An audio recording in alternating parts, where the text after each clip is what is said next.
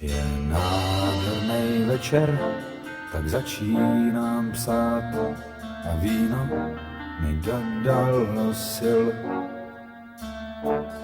Bůh nebyl svědkem, když měl jsem tě rád, to tenkrát snad ještě byl. Tvý dopisy všechny jsem 1000krát čet, v nich stálo, jak v tvým klínu spím.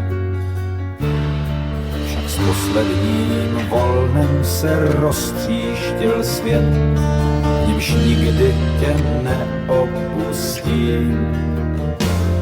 Pak u vlaku ty, cizí žena,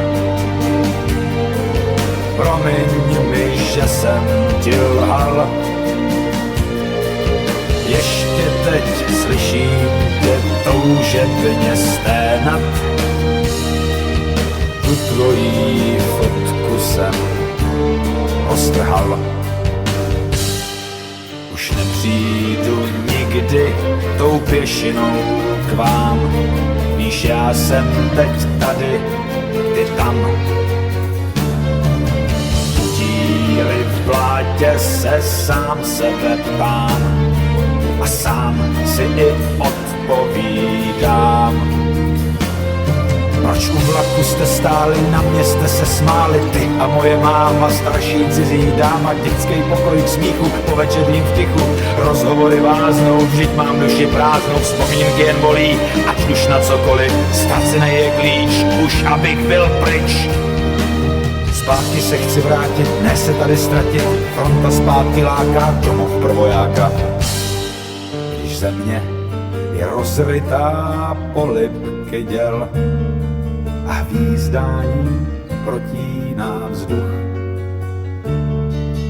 píše ti kacíř, co do pekla chtěl, prománení barevných stuch.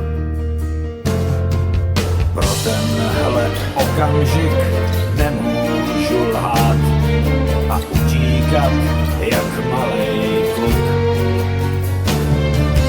Ať jinej zabuší u vašich vrat, mě uhranul polnice zvuk. Když zatroubí nám k boji, tak to za to stojí. Nenávist je láska, kolem země brzká, plameny se mají, když si s náma hrají. Pak nastane klid a my snad můžeme jít každej do svý díry, bez boha a víry. Z ušklápnutých pranců zbyla banda kanců. Tak se teda měj a něco si přej, než se nebe zřítí a tak skončí žití.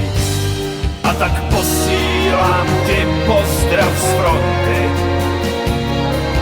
oheň už přestává hřát.